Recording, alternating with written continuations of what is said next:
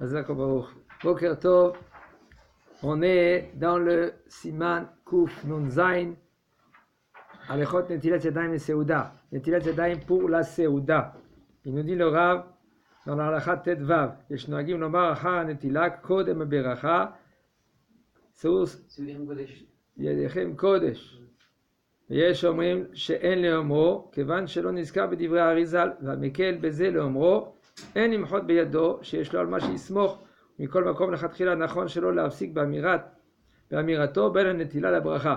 Alors il nous dit le Rav, il y en a que ils ont le minag, après qu'ils font la netila, avant qu'ils ont fait la bracha, ils lèvent les mains et disent c'est où yedechem kodesh.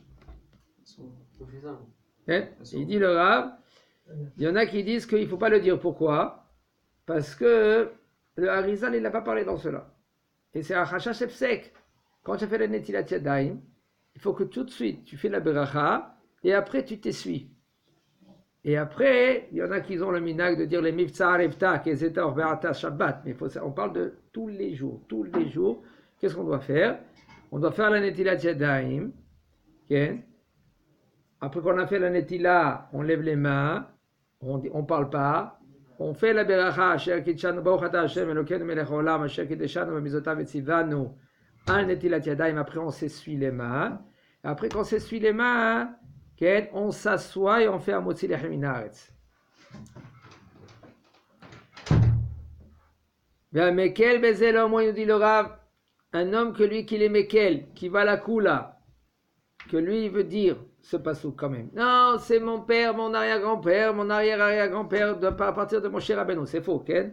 Mais il faut leur dire, tu veux continuer, en imchot beyado, parce qu'il a sur qui s'appuyer. Au mikol makom, par contre, Ken, a priori, c'est conseillé d'annuler ce minag. Il ne faut pas avoir un efsek entre le netilat yadayim. Vous savez, qu'est-ce que c'est minag? Les mêmes lettres de Minhag, c'est Gehinam. Les mêmes lettres. Minhag, regardez, Gehinam. Vous savez comment je peux dire maintenant un Minhag, moi, j'invente un Minhag. Même pas une semaine, presque tout le monde entier il va faire ce Minhag. Aujourd'hui, ça va vite. Avec les WhatsApp, avec tous les Inyanim, ça va vite. Même pas une semaine, tout le monde ils vont faire ce Minhag. Comme ça va vite, ça va vite. Avant, c'était moins vite. Mais un minag, c'est peut même une femme inventer un minag. Moi, je suis sur une halakha, maintenant, non, je ne sais quelle halakha, que cette halakha-là, je veux dire que c'est écrit clair. J'ai fait montrer même à des poskim. C'est pas écrit dans le Shulchan Aruch, c'est pas écrit dans les Azacharot, c'est écrit, c'est des femmes qu'ils ont inventé. Ils veulent bien faire. Et après, ça va dans tous les sens. Les gens, ils croient que c'est la halakha, qu'on est obligé de faire ça, et si un homme ne fait pas cela, c'est grave. Si ce n'est pas fondé selon les piskei à Shulchan Aruch, que ce n'est pas selon la Gemara ou les Acharonim, les Gdolei Hador qu'ils ont institués, c'est grave. Ça peut y aller dans tous les sens. Chacun, il peut inventer des halakhot. C'est pour cela. Il a sur qui s'appuyer quand même, mais c'est bien, c'est conseillé de ne pas le dire. Pourquoi? Chez Chachash Efsek. On fait la netilat yadayim, tout de suite il faut faire la beracha et s'essuyer. Oui, Marciano, c'est Chachash Efsek. Chachamim, ils ont dit over la siatan. Ça veut dire over la siatan. Comme on ne peut pas faire la bracha avant qu'on fait la netila, en général, on devait faire la bracha et après on fait la netila. Parce que ça s'appelle Mevarer, on va faire la siatan dans tous les mitzvot, même aussi dans la kat nerot. On doit faire la adlik ner chez Shabbat, et après on allume. Mais je sais qu'il y en a des séfarades qui font, comme certains Ashkenaz, que eux, ils allument, et après ils mettent les yeux, et après ils font la bracha. Les Ashkenaz, ils ont sur qui s'appuyer. Parce qu'ils ont le datarama. Mais nous, les séfarades, comme par exemple, entre parenthèses, ici à Jérusalem, et c'est maintenant ça s'est propagé presque dans tout le monde entier, qu'ils prennent à la 4 Nerot 40 minutes avant Shabbat. Ça c'était le Rav Totinsky, Alav Shalom, à Jérusalem.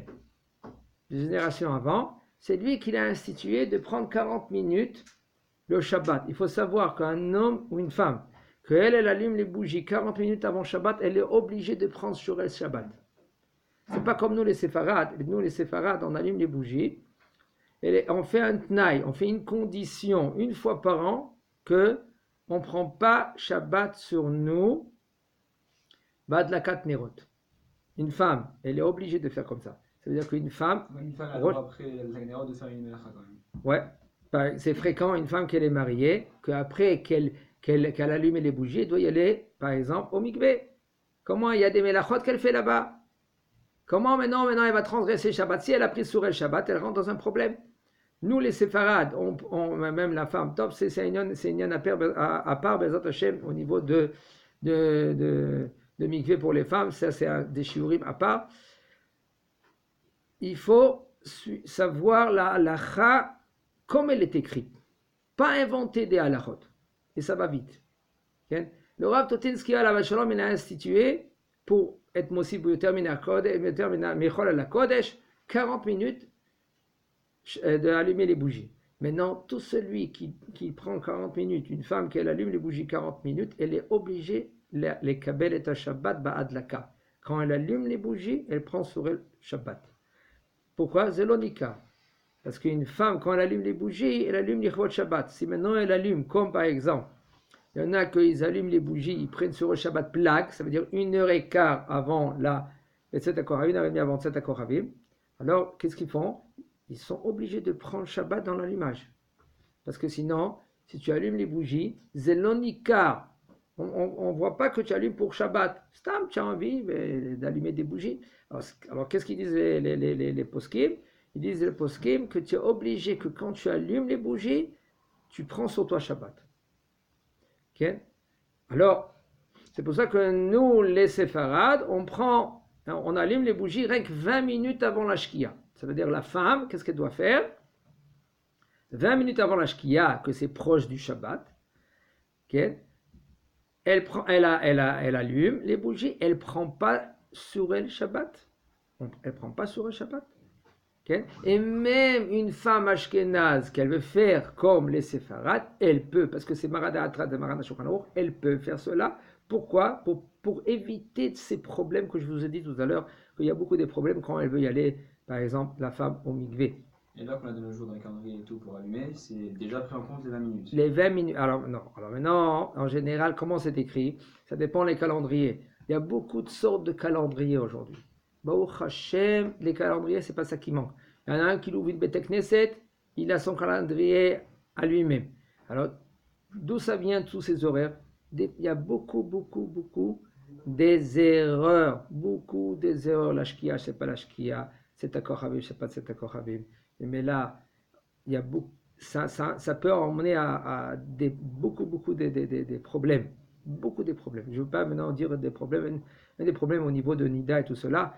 Et ça, c'est carrette. Alors, on ne peut pas s'amuser. La tfila, il y en a, comme il a dit le Rav Toufik, le Marad Atra de Betar, il a dit c'est mieux de prier après le temps du Netz que pendant le Netz. Il y a des luchot, des calendriers, que ces calendriers-là maintenant, l'heure, elle est pas selon le Netz, comme il faut.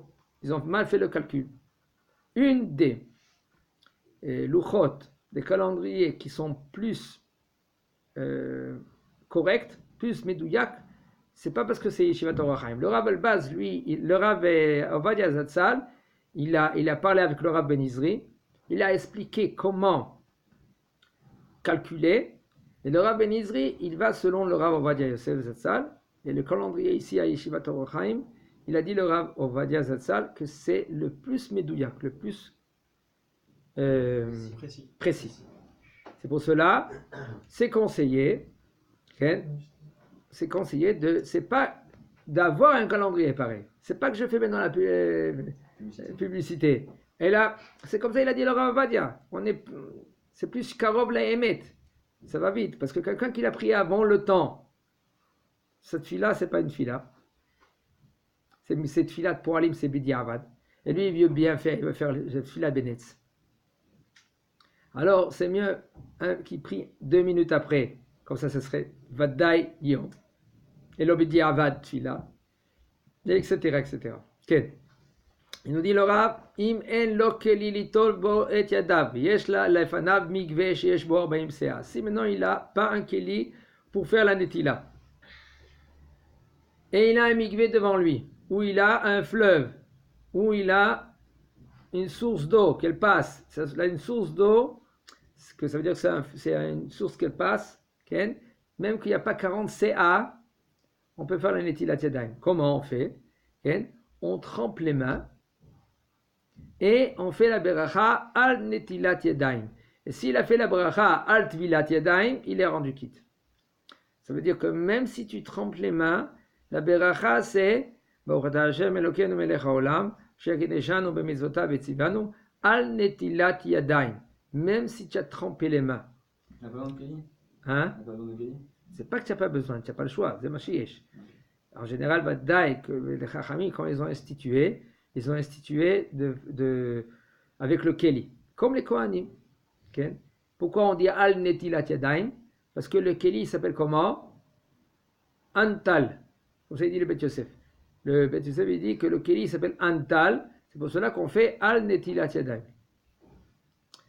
Yagbia Yadav, Vivarech Velechatchila, Yevarech Miumad. Il faut bien comprendre cette halakha-là. Il dit le Rav, quand tu fais la beracha debout. Okay? En premier, tu mets tes mains comme ça.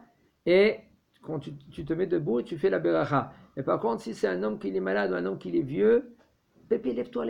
Non, tu peux le laisser tranquille, qu'il s'assoit, qu'il fait la beracha. Après que tu lui fais faire la beracha, la netila. Il fait la beracha, il s'essuie et il peut manger son motzi. Il n'y a aucun problème. Kodem shivatsa la pâte.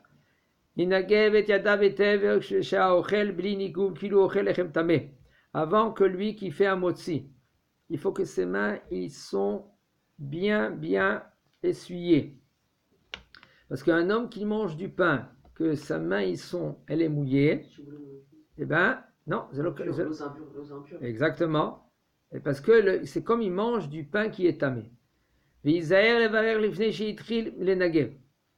faire très attention de faire la bracha juste avant qu'il s'essuie les mains.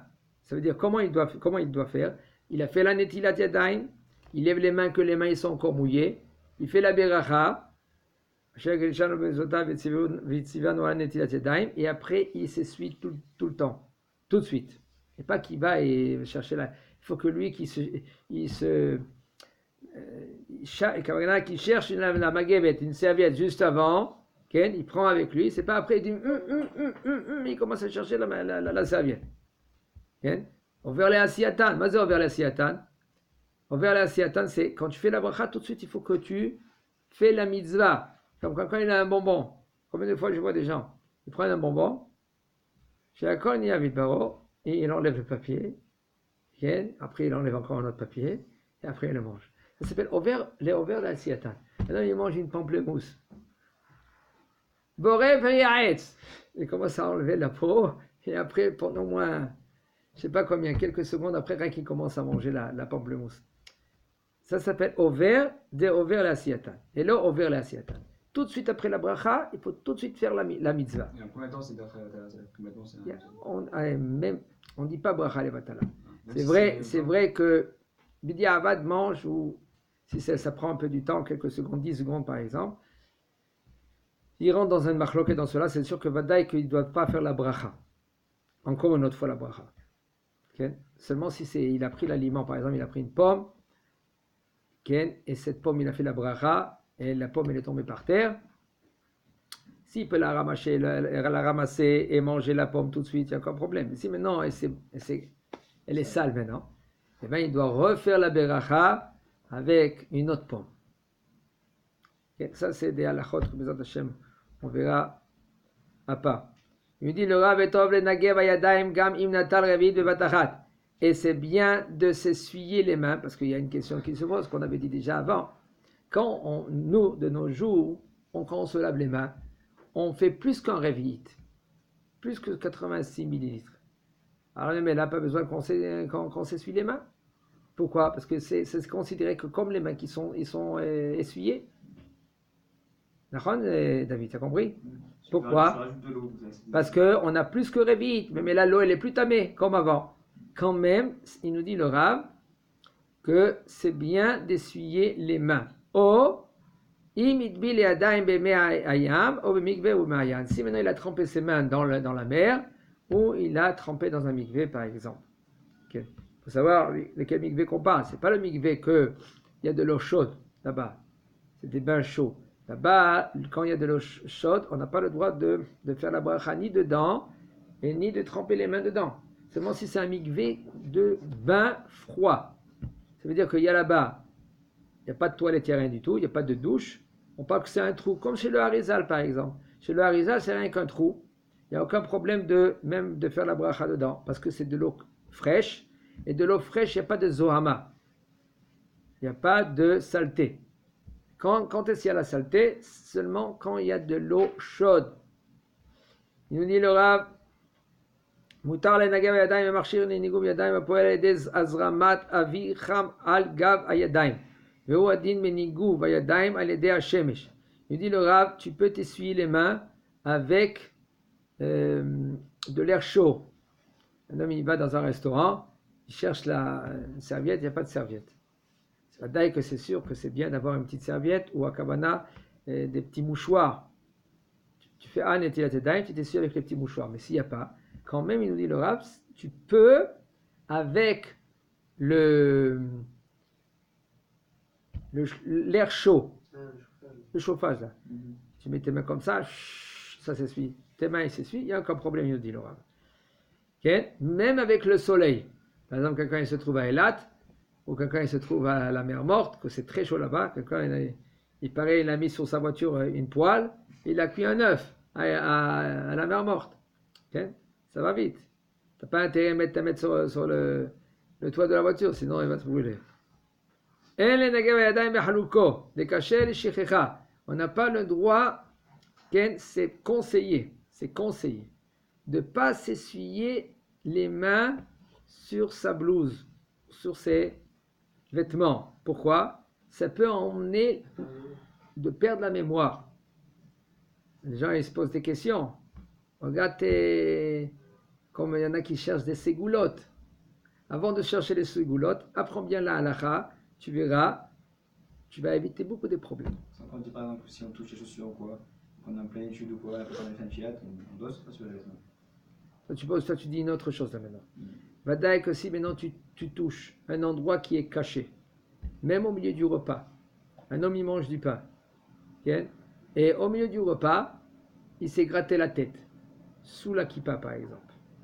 Ou il s'est gratté, combien de fois je vois des gens qui se grattent, pas le cou, l'intérieur. C'est caché, c'est milmoulezéa, les zohama. Tu es obligé de refaire la netilat yadayim sans bracha avant que tu manges du pain. Ou tu touches les souliers. Badaï, les gens ils se posent des questions. Pourquoi Ils cherchent des ségoulottes, on va voir le Rav. Il va nous faire une bracha. Tu sais toi-même, c'est bien et c'est conseillé d'y aller voir le Rav qui donne une bracha. C'est merveilleux et il faut. D'accord. Mais il y a des choses qu'on peut éviter. Comment on peut éviter? Apprends bien la halakha, tu verras. Il y a des choses que tu peux éviter. Il nous dit le Rav. Comment? Je ne fais pas une avec le pain. Je fais en pleine journée comme ça. En pleine journée, je suis en pleine étude et je me touche les chaussures. Là, il faut que je fasse une tirade sans bracha. Et si tu es en pleine étude, je te dis normalement que tu peux t'essuyer sur les mains. Voilà. Maintenant, quelqu'un qui se trouve dans des situations, par exemple, comme lui, il étudie. Et puisqu'il étudie, si maintenant à chaque fois il va se lever pour se laver les mains, parce qu'il a touché ses souliers, parce qu'il a touché son nez, l'intérieur, parce qu'il a touché ses cheveux sous la kippa, et à chaque fois il va maintenant se lever, il va faire bitul Torah. Alors qu'est-ce qu'on lui conseille de faire? Au même moment, tu t'essuies tes mains avec par exemple ton pantalon ou avec une serviette ou avec la nappe, comme ça va, pour un moment. Après que tu as fini l'étude, tu te rinces les mains. Pas besoin d'un kéli. D'accord? Le kéli, il est seulement le matin, quand on se lève du lit, 6 fois, 1, 2, 3, 4, 5, 6. Ça, c'est hayav. Et c'est conseillé aussi pour les enfants. Eux-mêmes, c'est conseillé pour les bébés. C'est pas halacha chova, c'est pas obligé. C'est conseillé. Le Rida, il dit qu'il faut faire très attention que les enfants ne touchent pas le manger avant que tu leur fais faire la netilat yadayim. Okay? C'est conseillé. Et c'est bien pour eux aussi. Parce que comme ça, il y a la touma, elle n'est pas... Ils mangent avec les mains. Bon, même que les enfants, on n'est pas trop DRE quand même, mais nous, on fait qu'est-ce qu'on peut. Et aussi, je vous dis entre parenthèses, ça c'est très important. J'entends des gens qui on dit, comment on dit ça, ils sont traumatisés par exemple. Ils peuvent arriver à être traumatisés par exemple. Il faut chercher tout le temps le milieu. Qu'est-ce que ça veut dire le milieu? Tu fais la netilat yadayim, c'est tout. C'est pas à chaque instant tu lui fais faire la netilat yadayim, tu peux traumatiser l'enfant. L'enfant qui est petit, il peut grandir, chaque chose il va se laver les mains. On lui pose la question, qu'est-ce qui se passe? Il n'est même pas conscient, à chaque chose, il a touché quelque chose, la netilat yadayim. Je connais un bachou comme ça. Chaque chose, il fait la netilat yadayim. Pourquoi? Quand il était petit, papa et maman, ils étaient derrière lui, fais la netilat yadayim, il faut faire attention. On cherche le milieu. Le milieu, c'est, il faut être vigilant, faire attention, faire la netilat yadayim, c'est tout. Il ne faut pas être derrière l'enfant trop. L'enfant, il peut être traumatisé. Après, dans sa tête, il peut dire, laissez-moi tranquille. Il faut être vigilant, il faut faire attention. Même quand on transmet la halakha, papa, maman, en général, papa, elle veut bien faire, maman, elle veut bien faire. Okay? Il faut être, comme on dit, pas accéléré. Si tu accélères, qu'est-ce qui se passe? Tu vas vite. Quand tu vas vite, après, qu'est-ce qui se passe? Tu n'as plus de contrôle. Après, quand tu n'as plus de contrôle, qu'est-ce qui se passe? C'est parti. Il dit le Rav, parce qu'un homme, il peut arriver à l'Ishechera, ou Mikol Makom. Entre parenthèses, je vous dis encore, qu'est-ce qu'il a dit David? David, il a dit que c'est peut emmener, c'est la halakha, il nous dit que ça peut emmener aussi la Shechera. L'oubli. Mais il y a une autre chose que ça peut emmener. Quoi? La peur. Les gens, ils ont peur. Pourquoi tu as peur? Je ne sais pas. Tu as mal fait la netilat yadayim quand tu t'es levé le matin. Tu as mal fait la netilat yadayim quand tu es sorti des toilettes. Ouais, par exemple, le coquin. Ça te met l'angoisse, ils disent. Voilà, alors qu'est-ce qu'il faut faire? Fais la netilat yadayim au moins le matin comme il faut. Je vois les gens qui moi ils font la netilat yadayim. Il y a plein de choses pour ça aussi. Voilà. Celui qui fait pas Shariat ça aussi, il a l'angoisse. Une semaine, un truc comme ça. Par exemple, il ne coupe pas les ongles. Il se ronge les jambes. Ah bon? Okay? Ça, c'est grave. Ouais, Marciano. Quelqu'un qui avale les ongles, c'est encore plus grave. Alors, il y en a qui font comme ça. Et je ne veux pas dire qu'est-ce qu'il dit le Shulchan Aruch que quelqu'un qui jette un ongle par terre. Un homme qui jette un ongle par terre, le Shulchan Aruch, il parle grave contre lui. Il y a 3 cas. Il y a un Hassid, il y a un Tzaddik, il y a un Racha. Le Hassid, il prend son ongle et il le brûle. Un Tzaddik, qu'est-ce qu'il fait? Il prend son ongle et il le jette dans la poubelle ou par exemple dans les toilettes. Ça, c'est comme brûler. Toilette, et que ça part, c'est comme brûler. De prendre, tu jettes dans les toilettes. Tzaddik, Hassid, Hassid, c'est pieux. Et il y a un Racha qui prend ses ongles, qui les jette par terre. Pourquoi c'est grave? Une femme qui est enceinte, qu'elle passe à côté, Shem Ishmor, et pas rien qu'une femme enceinte. Ils ont dit, voilà, il n'y a pas de femme enceinte. Dans le Beth Midrash, parce qu'il y a une voilà, alors il y a 2 conditions, comment on peut. Si tu le laisses où il est, c'est peut être magique. Même pour les gens, pour les hommes. Alors qu'est-ce qu'on fait? On balaye. Tu balayes, ça va. C'est parti. D'accord?